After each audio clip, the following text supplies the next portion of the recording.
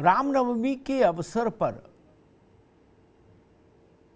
विशेष रूप से पश्चिम बंगाल और सामान्य रूप से देश के कुछ अन्य राज्य महाराष्ट्र, गुजरात और बिहार में सासाराम में भारी हिंसा हुई। कई शहर हिंसा की चपेट में आए और पश्चिम बंगाल में हिंसा का सबसे बीभत्स रूप, बर्बर रूप देखने को मिल रहा है। और हद ये कि कल हिंसा हुई, आगजनी हुई, हाहाकार हुआ हावड़ा में और आज फिर बवाल हुआ। अव्वल तो रामनवमी जैसे महत्वपूर्ण हिंदू धार्मिक त्योहार पर शासन को, प्रशासन को, सरकार को उतना सजग और सचेत रहना चाहिए था कि हिंसा की कोई गुंजाइश नहीं रहे, हिंसा के लिए कोई अवकाश नहीं मिले। फिर भी हिंसा हुई और उससे भी ज्यादा दुखद और शर्मनाक ये कि आज फिर हिंसा हुई। यानी पश्चिम बंगाल की मशीनरी और ममता जी की सरकार इस मसले पर कटघरे में खड़ी है। भारतीय जनता पार्टी कह रही है कि ये ममता बनर्जी के कारण हुआ, उनकी पार्टी के कारण हुआ। टीएमसी और ममता दीदी कह रही है कि ये भाजपा वालों ने सुनियोजित साजिश की। लेकिन एक बड़ा सवाल खड़ा होता है, जब सरकार आपकी है तो साजिश किसी की भी हो, साजिश कामयाब कैसे हो गई? जनता ने भाजपा को शासन नहीं सौंपा, आपको सौंपा है। इसीलिए आपको मैंडेट यही है कि किसी की साजिश आपके राज्य में सफल नहीं हो। यही स्थिति गुजरात में भारतीय जनता पार्टी की सरकार के सामने भी खड़ी होगी। और बिहार में सासाराम जला, वहां कर्फ्यू लगाना पड़ा, 144 लगी पूरे जिले में। ऐसी स्थिति क्यों बनी, इसका जवाब नीतीश कुमार से मांगा जाएगा ना। राज्य की सरकारें ये कह के अपना पल्ला नहीं झाड़ सकती और नहीं भाग सकती कि फला की साजिश है। फला की साजिश थी तो आप क्या कर रहे थे? आप सरकार में क्यों हैं? सरकार में कैसे हैं जब आपको अपना दायित्व तो नहीं पता? और ये तर्क मुझे बहुत भोला लगता है देश में, जब कुछ राजनेता जो खुद को सेकुलर पॉलिटिशियन बताते हैं, सेकुलर राजनेता बताते हैं, जब वो ये प्रवचन देना शुरू कर देते हैं कि हिंदू धार्मिक त्योहारों पर कि शोभा यात्राओं को चाहिए कि मुस्लिम प्रभाव वाले, घनत्व वाले इलाकों से ना गुजरें। इसकी जरूरत क्यों पड़ती है? क्या पालेबंदी होगी? क्या यही नियम आप लागू कर पाएंगे जब ताजिया निकलेगा कि हिंदू बहुलता वाले इलाकों से ताजिया नहीं निकले? ये रास्ता ठीक नहीं, ये अप्रोच ठीक नहीं जो ममता जी और तेजस्वी और तमाम लोग देते हैं। ये शासन की असफलता को भोले ढंग से ढकने की एक कोशिश होती है कि भाई आप यात्रा निकालना चाहते हैं निकाल लीजिए, लेकिन ऐसे किसी इलाके से मत जाइएगा जहां मस्जिद हो, जहां मुस्लिम लोग रहते हो। ये क्या तर्क हुआ? शासन कहां है? उनको निषिद्ध एरिया घोषित करेंगे आप?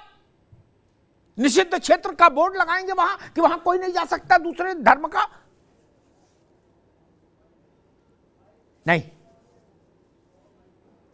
सरकार और शासन की असफलता को इस तर्क से ढकने की भोली कोशिश बंद होनी चाहिए। शोभा यात्रा कहीं से गुजरे, ताजिया कहीं से गुजरे, शांति व्यवस्था बनाए रखने की जिम्मेदारी सरकारों की है। वो इससे कैसे भाग सकती हैं? ये ठीक नहीं। और ऐसा ही तर्क चलता रहा तो एक दिन ऐसा आ जाएगा कि आप सरकारें इस हद तक गिर जाएंगी नीचे कि वो कहेंगी कि आप मंदिर में ही मना लो रामनवमी, बस बाहर मत निकलो। आपको रामनवमी पर शोभा यात्रा, पिछले साल भी बवाल हुआ था कई राज्यों में एक साथ रामनवमी पर। ये तमाशा क्यों होता है? क्या रामनवमी पर शोभा यात्रा निकालना इस भारत जैसे देश में कोई अपराध है क्या?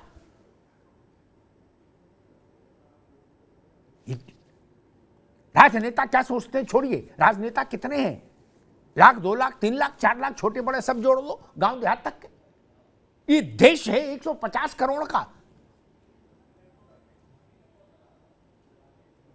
राम आज से है, राम भारत के रक्त में प्रवाहित हो है, राम भारत के डीएनए में समाहित है। राम भारत के लोक जीवन का सबसे बड़ा प्राण तत्व है। और उनके प्राकट्योत्सव पर, उनके जन्मोत्सव पर, शोभा यात्रा पर ऐसी स्थिति पैदा हो, अब तर्क दिए जाएं कि उन्होंने ये कर दिया, इन्होंने साजिश कर दी, उन्होंने साजिश कर दी। नहीं, कांग्रेस कह रही है कि सबको पता है धंधा कौन करने में कौन लोग माहिर हैं। अरे भाई, जब सबको पता है तो सासाराम में कैसे हो गया? वहां तो कांग्रेस गठबंधन की, महागठबंधन की सरकार है ना, जेडीयू, आरजेडी और कांग्रेस मिला के। जब आपको सब ज्ञान था तो आप वहां हिंसा क्यों नहीं रोक लिए? ये भोड़ी बातें हैं, इनसे तनाव और बढ़ता है। राज्य की सरकारों को, उन सरकारों पर जो राजनीतिक दल हैं, जिनकी वो सरकारें हैं, उनको अपनी असफलता स्वीकारनी चाहिए और कहना चाहिए कि हम अपने कर्तव्य के निर्वहन में असफल हुए। इससे दुखद और इससे शर्मनाक, इससे कष्टपूर्ण और क्या हो सकता है इस देश के लिए कि भगवान राम के जन्मोत्सव को, प्राकट्योत्सव को उल्लास के साथ, आस्था के साथ मनाने में इतनी मुश्किलें आए, हिंसा हो जाए शहर शहर, नगर नगर में आग लगी, लाठी गोली बंदूक चली। ये कैसी स्थिति बन गई? कल हिंसा हुई हावड़ा में और आज फिर हिंसा हो गई। एक दिन की बात समझ में आता है कि भाई उसमें हम ये कुछ बेनिफिट ऑफ डाउट ले भी सकते हैं, संदेह का लाभ शासन। लेकिन अगर उसी कारण से दूसरे दिन भी घटना हो जाए और वैसी ही हिंसा देखने को मिले, तब तो फिर पूरी व्यवस्था कटघरे में खड़ी हो जाती है। हमने देखा है कि भारत की राजनीति, राज्य छोड़िए, जिले तक में, गांव तक में, वो जातीय और धार्मिक संतुलन साधने की कला बन के रह गई। इसलिए ये तर्क, जो बात अभी जूही ने कही या उससे पहले अभिषेक मनु कह रहे थे कि कोई सरकार नहीं चाहती, कई बार ऐसी स्थितियां होती हैं कि दंगा फायदा भी करता है राजनीतिक तौर पर। हमने बहुत, जूही अभी नहीं आएंगे, दोबारा में आएंगे तब बताइएगा, बहुत सारे मौसम देखे राजनीति के। और मसला ये नहीं कि एक जगह हुआ कि 4 जगह हुआ। मसला ये है, हम ऐसा वातावरण क्यों नहीं दे सकते कि होली भी आराम से मनाइए, रामनवमी मनाइए, दिवाली मनाइए, मुहर्रम मनाइए, ईद मनाइए, कहीं झंझट ही ना हो। ये पत्थर क्यों चले, गोली क्यों चले, ये तमंचा क्यों चले, आंसू गैस क्यों चले? क्या भारत में रामनवमी मनाने के लिए पुलिस लगानी पड़े? ये स्थिति भाई थोड़ी सी विचित्र है। खैर, टीएमसी कह रही है, ममता जी ने कहा ये बीजेपी की प्लानिंग थी दंगा कराने की। अब लेकिन मैं इससे हैरान हूं कि गुजरात में जो बवाल हुआ, अभी योगी जी से पूछूंगा, उसमें कौन दंगा करा रहा है? लेकिन दीदी को चंडी पाठ भी करना पड़ता है चुनाव के मंच से। ये बदले हुए देश की बदली हुई फिजा है। जयंती मंगला काली भद्रकाली कपालिनी दुर्गा क्षमा शिवा धात्री स्वाहा स्वधा नमोस्तुते दीदी को करना पड़ा। ये भारत है, भारत की एक अपनी तासीर है। दानिश कुरैशी साहब, दंगा किसी सूबे में हो उसकी ये टोपी ट्रांसफर कैसे हो सकती है कि भाई रामलाल ने साजिश की, श्यामलाल ने साजिश की, मोतीलाल ने साजिश की, रज्जाक ने साजिश, इसका क्या मतलब? साजिश विफल करे इसीलिए तो शासन है, सरकार है, व्यवस्था है, या केवल इतनी सूचना देने के लिए सरकार चुनी जाती है कि हां साजिश हो गई इसलिए दंगा हो गया? यह साजिश सफल नहीं हो इसके लिए होता है मुख्यमंत्री से लेकर सिपाही तक, किसी राज्य का मसला हो। बिहार में सासाराम में कर्फ्यू लगा, 144 पूरे जिले में लगानी पड़ी, आगजनी हो गई, ठीक। बंगाल में कल भी हुआ, आज भी हुआ कार्यक्रम, इसको भी साथ ले लीजिए। आप महाराष्ट्र गए, गुजरात गए, इसको भी साथ ले लीजिए, फिर आगे की बात करें। मुश्किल यही है, हम मनोनुकूल सवाल पर बोलते हैं, मन के नापसंदगी वाले सवाल को स्किप कर देते हैं। यही शासन करती है, यही राजनीति करती है, यही वक्ता करते, यही प्रवक्ता करते, इसीलिए सारी समस्या है हिंदुस्तान में। क्या हम पुराने बात तो ले आते हैं लेकिन नई में इन्हें बता दें भाई बंगाल में दूसरे दिन भी बवाल कैसे हो गया और सासाराम में कैसे हो गया? ये तो जिम्मेदारी तय हो नहीं होगी ना। खैर, मां यति चेतन, मैं आपसे मेरा एक अलग किस्म का सवाल, ये चीज मुझे बड़ी शर्मनाक और अटपटी लगती है कि ये कहा जाए, जो बात देवनाथ जी ने भी कही, मैं उसको और साफ कर दूं कि भाई इन इलाकों से प्रदर्शन, ये शोभा यात्रा नहीं गुजरेगी, या राम बारात नहीं गुजरेगी, या शिव पार्वती विवाह, हर जगह जगह अलग अलग शोभा यात्राएं जैसे कार्यक्रम रहते हैं, भारत है, नहीं गुजरेंगे। क्यों? बोले ये बड़ा नाजुक है। क्या शासन ये चाहता है कि अलग पॉकेट बना दे? तब ये मांग कल ये भी हो सकती है कि मुहर्रम का ताजिया केवल उन्हीं इलाकों से गुजरे जो मुस्लिम बहुल है, तब तो बड़ा मुश्किल हो जाएगा। नहीं, तब तो इस देश के लिए मुश्किल स्थिति हो जाएगी। पिछले साल भी रामनवमी के अवसर पर देश के कई राज्यों में कई स्थानों पर हिंसा हुई थी, पत्थरबाजी हुई थी। ये किस ढंग का ट्रेंड सेट करने की कोशिश हो रही है कि बहुत कंटेंट व्यू उस आधार पर बहुत संकुचित सी यात्रा, एक यात्रा का मतलब टोकनिज्म हो जाए, बस है, पुलिस के साथ निकाल लो, ना दाएं देखो ना बाएं देखो, और होगा तो पर पत्थरबाजी होगी, हिंसा होगी, कर्फ्यू लगेगा, गोली चलेगी। ये बड़ा खिन्नता पैदा करता है कि भाई वहां से मत निकलो, यहां से मत निकलो, यहां से मत निकलो। ये देश को क्या ऐसा कर देंगे कि भाई आपके लिए निकलने के लिए अब एक ही जगह बची, यहीं से निकल लो, यहीं घूम लो। जैसे कुएं की परिक्रमा करके मान लिया जाता था कि सारी परिक्रमा हो गई, ऐसी स्थिति पैदा होगी क्या देश में? ये शासन की जिम्मेदारी है कि मस्जिद से निकले, गिरजाघर से निकले, मंदिर से निकले, वहां सुरक्षा हो, निकालने वालों की भी सुरक्षा हो और जो लोग वहां रहते हैं उनकी भी सुरक्षा हो। देवनाथ जी, नहीं, मैं झाऊ नहीं, स्पष्ट बात हो, जनता समझे। हम लोग इसलिए बैठे कि जनता समझे कि हमारा दृष्टिकोण क्या है। एक सवाल खड़ा करता हूं, जहांगीरपुरी का उल्लेख कर रहे हैं फजील अहमद साहब, ठीक है, मैं उनकी बात को प्रामाणिक मानता हूं कि पुलिस ने अनुमति नहीं दी, फिर भी शोभा यात्रा निकली, ओके, ये चैप्टर क्लोज किया। अब दूसरा चैप्टर, पुलिस ने जिस शोभा यात्रा को तकनीकी परमिशन नहीं दी उस पर पत्थर चलेंगे क्या? ये कौन सा तर्क है? वो लावारिस हो जाएगी शोभा यात्रा भारत में कि नहीं, इनको सब लोग लूटो पीटो जूता मारो, कोई समस्या नहीं। बोले इनको परमिशन नहीं इनके पास। क्यों भाई, ये कैसे तर्क हो जाएगा? आदमी सब्जी लेने जाता है तो पुलिस की परमिशन लेके तोड़ने जाता है, उसका मर्डर कर देंगे क्या? जवाब दो या नहीं, एक से रुकिए धानी जी, मसला यही है, कोई अपना घर में भागवत कराता है, कलश यात्रा निकालती है महिलाएं, पुलिस से तो परमिशन नहीं मांगी जाती, तो बोले नहीं इनको मार सकते हैं। क्यों? बोले इनके पास परमिशन नहीं। ये कैसा हिंदुस्तान बनाना चाहते हो भाई? ऐसे तर्क मत दीजिए, कटुता बढ़ जाती है। ये मसला ही नहीं था। आगे मैं मनोज पंडित के पास चलता हूं। ये मदानी साहब के पर एक टिप्पणी, ये मसला नहीं था, सवाल था परमिशन नहीं ली, वो उसके लिए फिर देवनाथ जी जिम्मेदार है। एक मिनट, आप आगे आपके बात, उसके लिए देवनाथ जी को सजा दीजिए अगर ये प्रोसेशन निकाल रहे हैं, लेकिन उसके लिए किसी को ये छूट नहीं हो सकती कि आप लाठी डंडा मारो इनको, आप इन पे पत्थर फेंको। पक्षों का नाम खराब हुआ, ये नहीं चलेगा, समझिए, ये नहीं चलेगा। ये भारत में नहीं चल सकता। मैं तो कहता हूं किसी देश में नहीं चलना चाहिए, भारत में तो कतई नहीं। मनोज पंडित जी, ये बड़ी विचित्र स्थिति है इस देश में। भाई लूटो पीटो मारो, बोतल फेंको, कांच फेंको, है तमंचा चलाओ, और कह दो इसलिए चला क्योंकि इनके पास तो परमिशन नहीं थी। जिसको परमिशन नहीं वो अनाथ है क्या?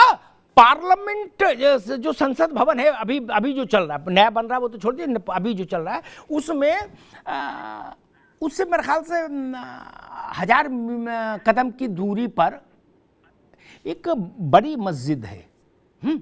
देश की सबसे कीमती जगह पर है वो मस्जिद, ठीक, जहां से पूरा देश चलता है, ठीक, वहां सब गुजरते हैं। ये तर्क तो नहीं चलेगा, बोले इधर से नहीं गुजरोगे। अरे ये मंदिर मस्जिद इसलिए बनाए कि प्रेम रहे, प्राणी में सद्भाव रहे, इसलिए बनाए कि नहीं हम पत्थर फेंकेंगे। जो विश्वासी, ये तर्क तो नहीं चल सकता। और मैं देख रहा हूं टीएमसी लगातार ये तर्क दे रही, ममता जी ने भी कहा कि आप उधर से गए क्यों। अरे भाई आप पूरे हावड़ा में लॉ एंड ऑर्डर मेंटेन क्यों नहीं कर पाए?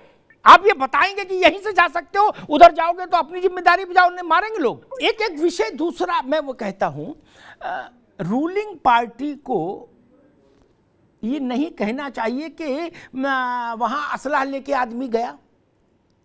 ये जिम्मेदारी किसकी है कि अवैध और वैध कोई भी किसी तरह का शस्त्र अगर परमिसिबल नहीं है तो वो किसी के पास नहीं होना चाहिए। ये जिम्मेदारी वही लोग, पुलिस ही निभाएगी ना, शासन ही निभाएगा ना। इसका वीडियो शेयर करने की बजाय अभिषेक बनर्जी ने इसका वीडियो शेयर किया, मैंने देखा, ठीक, जो जूही जी ने दिखाया। वीडियो शेयर करने की बजाय आपकी पुलिस को चाहिए था उस आदमी को खोपचे में लेते और गाड़ी में बैठा के ले जाते। उस आदमी को भी पकड़ाया। ठीक, मसला ये है हम ये बता के अपनी जिम्मेदारी से बरी हो सकते हैं क्या? यतीमा, कौन सा त्योहार कहाँ मनना चाहिए, कहाँ नहीं मनना चाहिए, इसकी रैंकिंग तो मेरे ख्याल से किसी को नहीं करनी चाहिए। ठीक, एक भी मानने वाला है अगर उस त्योहार का को, तो उसको मनाने का अधिकार होना चाहिए, किसी भी धर्म का हो। एक और दूसरा, कोई स्थिति हो, कोई परिस्थिति हो, कोई रूट हो, पुलिस और शासन और व्यवस्था किस लिए होती है देश में।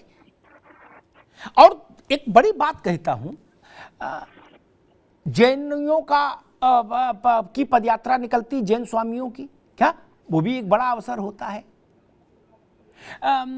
प्रकाश पर्व पर सिख धर्म की शोभा यात्राएं निकलती हैं, गुरु पर्व पर बड़ा पर्व होता है। एक सुन, ऐसे मैं बहुत सारे उदाहरण गिना सकता हूं। ठीक, कहीं हिंसा नहीं होती, कहीं लाठी डंडा नहीं चलता, कहीं गोली चलाने की जरूरत नहीं पड़ती प्रशासन को। फजील अहमद साहब, ये यही क्यों होती है कि जी मस्जिद के इलाके से गुजर गई शोभा यात्रा इसलिए बवाल हो गया। मैं फजील अहमद साहब से कहूँगा ऐसी टिप्पणियाँ मत करिए कि जो ये तनाव का कारण बन जाएं कि शोभा यात्रा में शराब पी के लोग, ऐसे स्वीपिंग रिमार्क्स मत करिए। देश के मन को समझिए, उसके मिजाज को समझिए, ठीक है ना। आपके इतना बोलने से अभी बवाल हो जाएगा, आप जिम्मेदारी लेंगे? कौन आदमी इसको तय करेगा? अजब बात कर रहे हैं। कौन भाई का लाल ये कह सकता है कि हिंदुओं की शोभा यात्रा निकल रही थी इसलिए उसमें शराब पी के लोग चल रहे थे इसलिए बवाल हुआ? ये बोलेंगे? अभी कोई दूसरा धर्म के लिए बोल देगा तब। ऐसी अभद्र भाषा मत बोलिए। अभी पहले भी बात आई थी तो कहा था विश्व हिंदू परिषद वाले गुंडे, ऐसी भाषा मत बोलिए। सार्वजनिक जीवन में जो लोग आपके साथ काम कर रहे हैं उनके बारे में ऐसी धारणा रखेंगे? आप उनसे सहमत हो सकते हैं, असहमत हो सकते हैं। मैं असहमत इसी बात से है कि शराब पीकर, अरे लोग गुंडा बताओगे उनको? आप कौन होते हैं? आप जज हैं क्या पूरे देश के? नहीं ना। आप कैसे कहते हैं कि विश्व हिंदू परिषद के लोग गुंडे? आप कोई सुप्रीम कोर्ट के जज हैं? नहीं ना। आपके सामने कोई अपील आई है क्या? तो ऐसी बात किसे बोल सकते हैं आप? अभी कोई दूसरा बोल देगा तो फिर टकराव हो जाएगा, तनाव हो जाएगा। ऐसी भाषा मत बोलिए, ये भाषा देश को स्वीकार नहीं होगी। और जिन जिन लोगों ने ऐसी भाषा बोली, इस देश ने उनको वानप्रस्थ दे दिया। बहुत सारे नाम बता सकता हूं जो फजील भाई आपसे भी कड़वा बोले, उनको लगा यही उन्नति की सीढ़ी है, वो सब बेसमेंट में चले गए, ग्राउंड फ्लोर पे भी नहीं कोई। मैं नाम बता सकता हूं, आप भी जानते हैं। भारत है, इसके मन और मिजाज को समझ के चलना पड़ेगा। देवनाथ जी गलत तो नहीं कहा, किसी भी धर्म के धार्मिक संगठन को हम गुंडा घोषित करेंगे, किसी की धार्मिक यात्रा को इसलिए कलंकित कर देंगे कि वहां हम जानते हैं सब लोग शराब पी के लौट रहे हैं, ये कोई तरीका हुआ? ऐसे तो फिर देश में सद्भाव को ढूंढना बड़ा मुश्किल हो जाएगा। प्रशासन को ये कहना कि छोड़ो नहीं तो आंदोलन करेंगे, सहज बात है। और अदालत में, देवराज जा रहा हूं, अदालत में अपने अपराधी की पैरवी भी होती है। मैं एक छोटा सा उदाहरण दे दूं, मनोज पंडित के पास जाऊंगा, फिर योगी जी के पास। जमायते उलेमाए हिंद आतंकवादी मामलों में दोष सिद्ध लोगों के मुकदमे लड़ती है, पैसा खर्च करती है। ठीक, रुक जाइए दानिश, अभी नहीं आएंगे ना आपके पास, आप अपने अवसर पर बोले, अब रुक जाइए। ठीक है, हम उसको बुरा नहीं मानते, मुकदमा लड़ने में कोई दिक्कत नहीं। ये आपका ज़मीर है कि किसका लड़ना नहीं लड़ना, लेकिन मुकदमा लड़ने में कोई दिक्कत नहीं। कैसे कह देंगे इस बात को? ये तर्क है, इस ध्यान रखिए, अब देश तर्क करना सीख गया है। आज से 20 साल पहले तर्क नहीं जानता था, जो कह दिया नेता ने वही मान लिया, अब तर्क करता है। मनोज पंडित जी, कहा जा रहा है कि भाई वो अच्छा, मजे की बात देखिए, इस पर कोई बोल नहीं रहा है कि बिहार में सासाराम में ऐसी परिस्थिति क्यों बनी, गुजरात में ऐसी परिस्थिति क्यों बनी, वहां तो बीजेपी शासन में है। ठीक, जब कहा जा रहा है कि कोई राज्य सरकार नहीं चाहेगी कि उसके यहां बवाल हो, इसी तर्क को मैं गुजरात शिफ्ट कर देता हूं 1 मिनट के लिए। क्या फिर ये बवाल किसने किया? मनोज पंडित जी, ये सवाल खड़ा होता है ना। शुरुआत में अपने वक्तव्य में जुई विश्वास ने कहा था कि दीदी ने ये भी माना कि हाँ पुलिस की कुछ जगहों पर चूक हुई। तो जब पुलिस की चूक हुई तो पुलिस की चूक तो शासन की चूक, और शासन की चूक सरकार की चूक, यही ना सिस्टम है। हाँ, इसके जो अब आगे बात, आगे भाई, आगे अच्छे से रखिए, आपने बात अच्छे से रखिए। मैं बताऊं? ना अब आप मत बताइए, आगे बात आपकी, वो जिम्मेदारी तो लेनी होगी। दूसरी बात, मैं कहता हूं, मैं मान भी लूं कि रूट बदल दिया होगा, मुझे जानकारी नहीं प्रथम दृष्टया, लेकिन मैं मान लेता हूं जो बात जो विश्वास करें कि रूट बदल दिया। नोमैंस लैंड में तो चले नहीं गए, नहीं जूही जी आप लगातार नहीं, नोमैंस लैंड में तो चला नहीं गया होगा ये शोभा यात्रा। उसके साथ जो पुलिस पर्सनल लगाए गए होंगे वो सब लोग उनके साथ जाएंगे ही जाएंगे, ऑब्वियस है, नहीं जाएंगे। ये जो पुलिस जब वहां पत्थर चल रहे हैं तो जो पुलिस वाले वहां खड़े हैं ध्यान की मुद्रा में, ये संकट का कारण बने हैं। उसको ये कह के मत डाइल्यूट करिए कि यहां से क्यों नहीं गए और वहां से क्यों नहीं गए। ये थोड़ा सा ध्यान रखना होगा। यतीमा, ये जिम्मेदारी तो पुलिस को लेनी होगी, और अगर बाद में कोई कहे कि कोई बंदूक लेके आया, कोई गोला लेके आया, तो ये भी विफलता पुलिस की है, शासन की है कि नहीं। कोई राज्य या कोई राजनीतिक दल ये तय न करने की हैसियत नहीं रखता, और उसको हिमाकत भी नहीं करनी चाहिए कि किस राज्य में, किस इलाके में, किस मोहल्ले में, किस गली में कौन सी पूजा होगी, कौन सी यात्रा होनी चाहिए, कौन सी नहीं होनी चाहिए, कौन ये यात्रा पुरानी है, कौन नहीं है। नहीं, फर्रुखाबाद में काली पूजा होती है तो कोई रोक लेगा कि भाई वो बंगाल में करो? क्या जिला बदर करेंगे क्या भगवानों को? राज्य बदर करेंगे क्या कि शंकर जी हिमालय क्षेत्र में पूजे जाएंगे? आर्डर निकाल दिया, अच्छा जी। अयोध्या के आसपास में रामचंद्र जी और मथुरा के आसपास में कृष्ण जी हैं, और बंगाल में काली देवी। ऐसा करना चाहते हैं क्या? दुनिया भर में मंदिर है। नहीं, अब नहीं आएंगे विश्वासी। ये तर्क ठीक नहीं, ये बचकाना तर्क है। राजनीतिक दलों को इससे परहेज करना चाहिए। उनको जनता की अदालत में जाना होता है, तब नए नए स्वांग करने पड़ते हैं, तब मंत्र याद करो। फिर मंच पर चढ़ने से पहले पैर छुओ, जाते ही नमस्ते भी ना करो और चंडी पाठ शुरू करना पड़ेगा। ऐसा काम ही क्यों करोगे, ये सब करना पड़े? फोटो वीडियो वालों को ले जाके देवी की पूजा करते समय जाना पड़ेगा, हनुमान जी के मंदिर जाना पड़ेगा, शंकर जी, ये सब काम करना पड़ेगा ना। तो इसका मतलब है कि देश के मानस को आप समझते तो हैं, तभी तो चुनाव से पहले ये सब करते हैं। लेकिन सत्ता आ जाए तो ऐसी। एक और भी तर्क है मेरे पास कि बंगाल में ममता जी ने कहा कि बीजेपी ने, उनके शब्द हैं कि बीजेपी ने सुनियोजित साजिश की। ठीक, अगर यही तर्क कसौटी पर कस ले तो गुजरात में साजिश किसने की? वहां तो बीजेपी सरकार में है। वहां जो हिंसा हुई एक दिन, उसके पीछे कौन है?